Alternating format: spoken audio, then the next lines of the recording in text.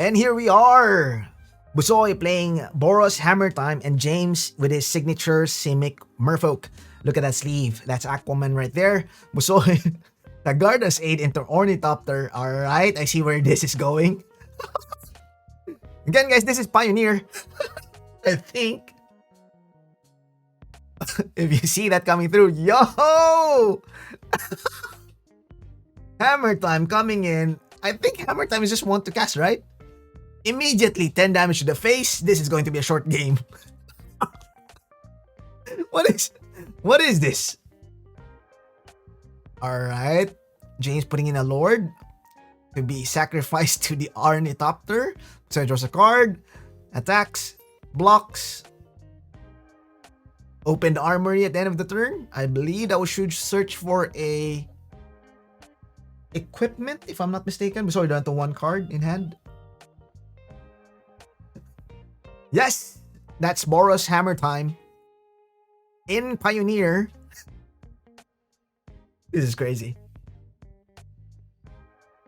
Oh, okay. That's the a new equipment, if I'm not mistaken.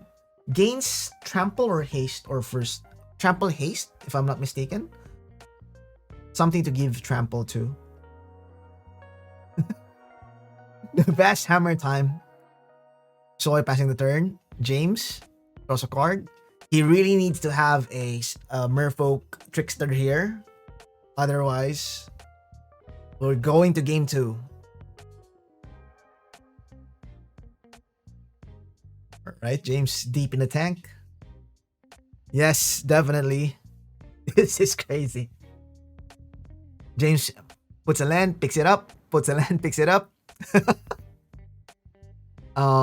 A pro tip, I would probably advise from doing this. I would probably go for shuffle hand technique and not show opponent any inkling as to what each card is. So that permutation wise, the person would already know that you already have a land. Although given that it's the third turn, you would definitely have a land. That's a bit Vodalian Singer, if I'm not mistaken. This is the one that takes control, equal to its power. But it's a 10-10. And Soy has... Yep. It's the artifact. Swing. Block. Take one. James is just chomping. 4 cards. Alright. Now, 4 mana is a bit different for Simic Merfolk. This is the time where you can collected company. Flipping the land or so. Flipping it again. Okay, fair enough. Free to cast. Right, this is the Merfolk. When it comes to play, target creature has hexproof, if I'm not mistaken. It's a 3/3/3 to cast Flash. Really good card, really solid card. I believe it's a common card. Immediately goes to Jesus, takes another 1 damage. Excuse me, takes... And Busoy pumps it up. Takes 3 damage. Excuse me. So has 1 card. Ooh, I see Brazen Borrower. Gonna do it now. Brazen Borrower, the Ornithopter. Good play.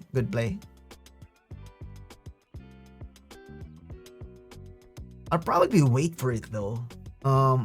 There's a lot of things that could happen here. So I could top deck another hammer. Attack. Goes to combat immediately. Take 1 damage down to 5.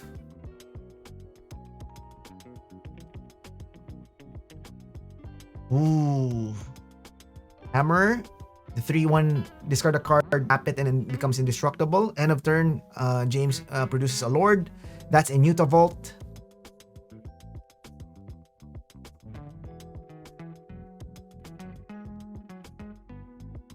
That's the new Lord, new-ish, for where we are. I believe Busoy is only sandbagging 1 Sagardas Aid. Oh, and I was being told that Busoy played this tournament without a sideboard, so That's interesting. Okay, that's a Mimic. Copying the Lord.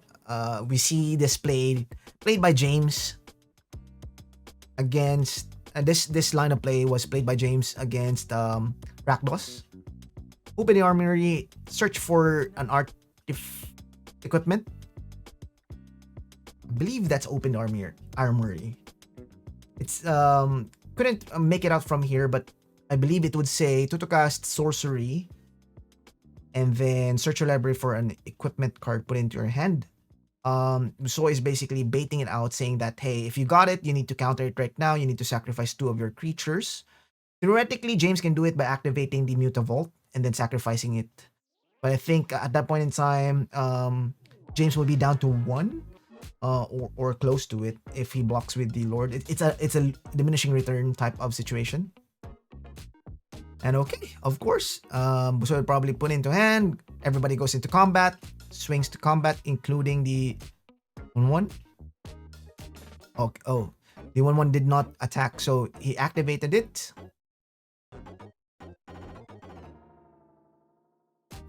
The Mutavault. Another tip, wait till the cards are declared to tap to attack before activating. I think James is just anticipating that everybody should be attacking at this point in time. Fair assumption, nonetheless. And he's just going to do that. Block and then packs it in. If you enjoyed the content and if you would like to support this channel, please do check out our website at topdeckph.com. So basically what happened there was that Busoy basically just let the blockers be declared, and then after blockers are declared, before damage is dealt, he's going to flash in the hammer. That's one way to get evasion. Busoy didn't have his sideboard, as I was told. James did bring in some sideboard cards. Busoy coming in, Ornithopter, pass the turn. Still can't get over that there's an Ornithopter in play. And Pioneer. James produced a land.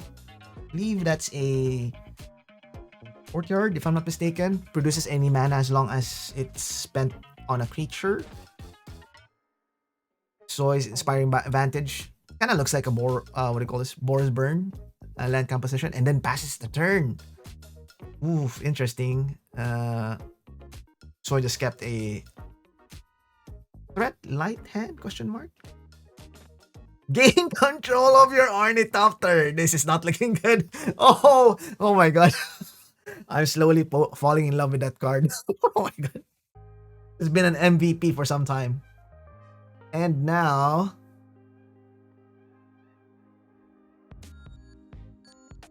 that's a cat. What? Oh, okay.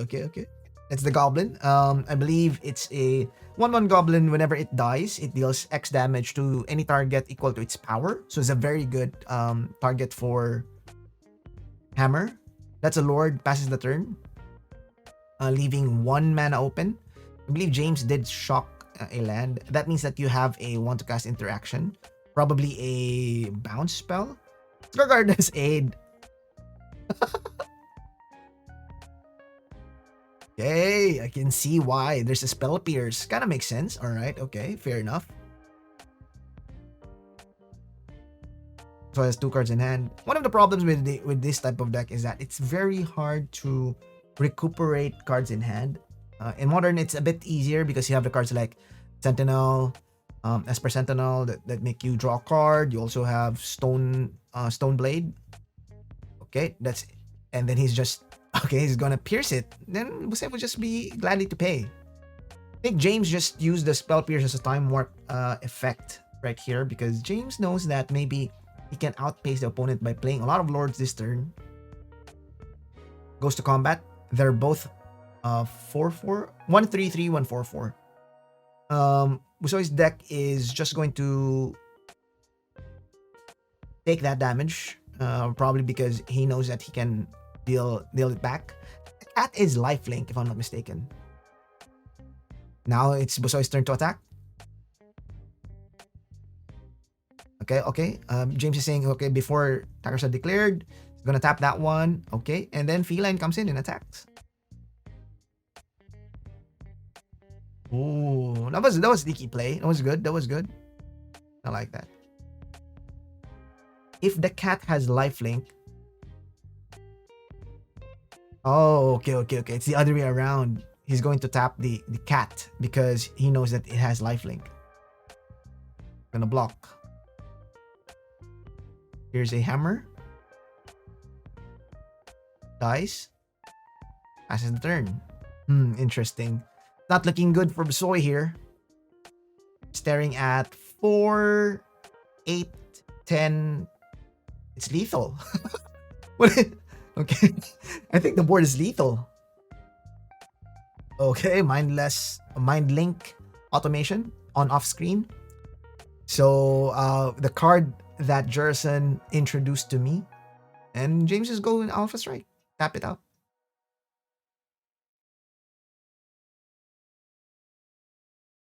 And leaves one behind? I see. Because he's afraid that maybe Busoy has a trick up his sleeve. Remove one creature and then basically just go for lethal next turn.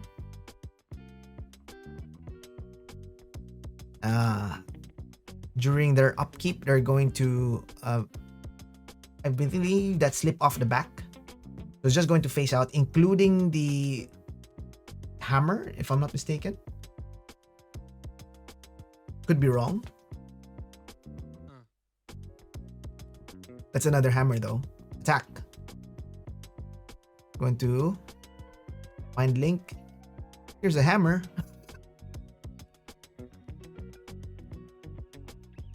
Gain 11, back to 13. And I'll play a top turn just for a blocker, good measure. 2 cards. What was that? Was that? And then it comes back with a +1/+1 counter. Goblin comes back with a +1/+1 counter. Was that Ether Gust? Okay, so it's just asking for clarification from the judge. So it goes, yeah, it faces out, both of them faces out. And then during James's turn, it will come back as a creature with the hammer attached to it. What was that? Was that Ether Gust? I think it was. Or it could be wrong. It was Ether Gust. Just interesting.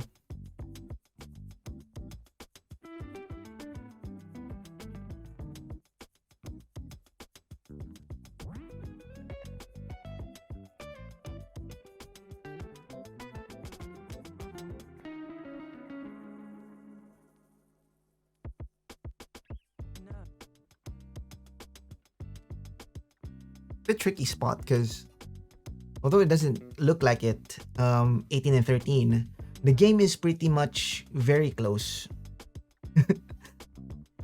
funny how life total really doesn't matter too much here as long as they're under the 20 range. Both decks are capable of dealing 20 damage right out of nowhere, especially with this board state. And we can just basically go Collected Company, find 2 more lords, and basically win from there. Yeah, I think that's a play pattern that could happen. So there's 2 more lords. That's 4 times 2 is 8. That's 8 more power on board. Plus 2 more, basically 4 times 4. It's a 4 times 4 situation. And that's only for the pluses, not including the base power of each creature. It's the power of the lords. One of the key things that our tribal decks excel on.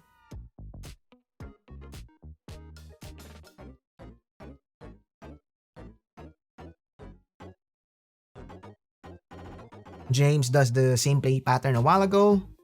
Attacks, blocks one of them. Leave, it wouldn't matter because all of them are 2/2s. Yep. Goes back to 5, untap upkeep. Brings back the Z creature. Draw. It comes with a +1/+1 counter. Ether Gust. Okay, question mark. Does he do it after draw or before draw?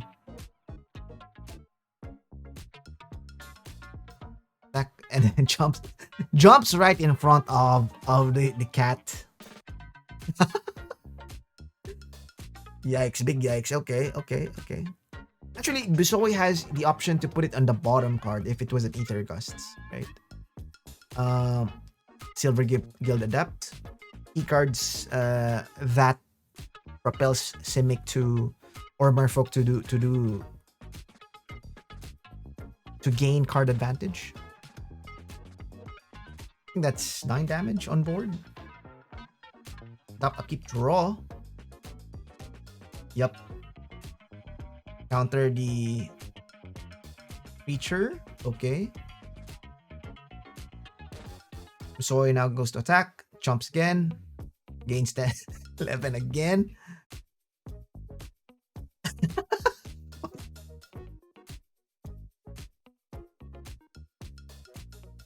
There's collected company right off the top. 6. Yep, this is the thing that I was worried about. Theoretically, James can go Lord, and then swing again. Okay, that's not a Lord. Just only one Lord and then one, I think, chump blocker. How many sick goes to attack? I think that should go 8, 11 damage down to 8. On top, upkeep, draw. That's it. Didn't he die a while ago? Why is it there again?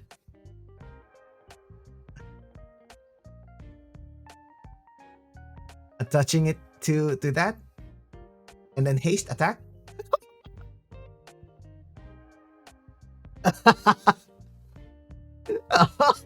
What is this? As soon as collected company hits the field, both creature dies. Another collected company.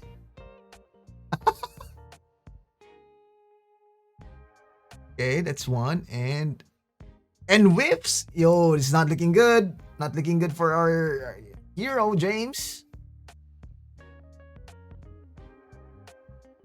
Definitely looking back and forth with the interactions. It's looking bleak, my man. James just go for the Alpha Strike.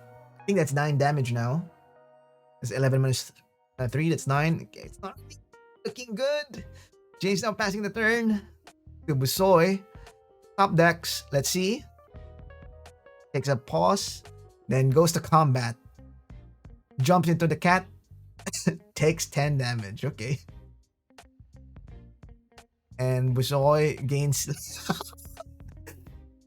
I laughed at this cat a while ago. Now it's doing work. Insane. Oh, okay. That's Trickster into another Lord.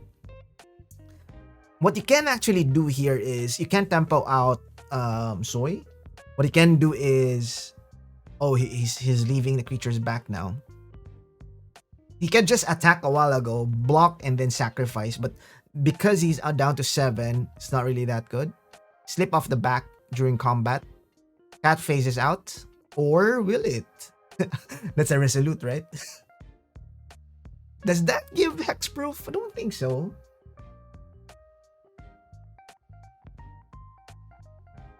Alright. Cat goes to sleep. Gets a +1/+1 counter when it comes back.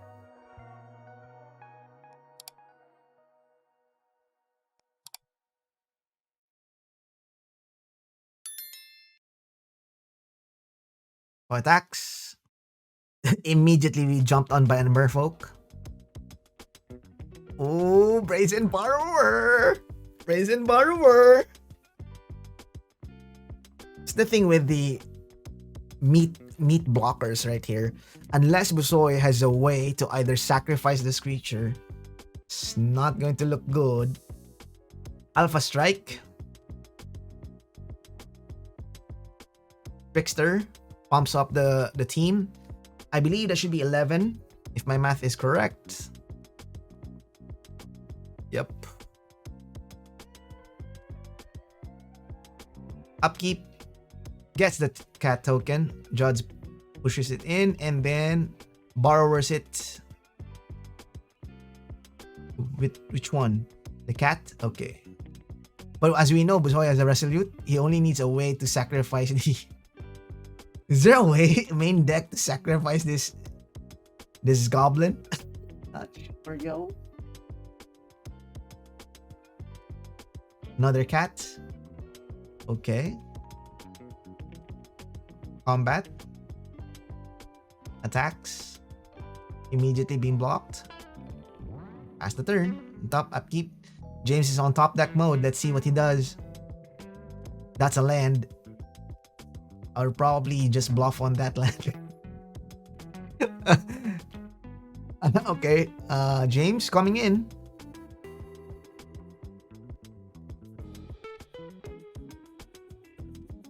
Coming in for the strike. I don't think so. That's not enough though. That's 3, 6, 6, 7, 8.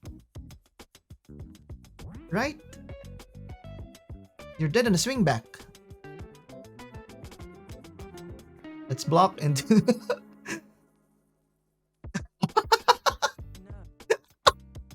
this cat is doing work. I can only imagine a cat blocking the Merfolk, scratching the Merfolk down. He's gonna gain some life and then take some damage. Cast the Brazen Borrower that can only block flying creatures. So yeah, I think we should just go into game 3.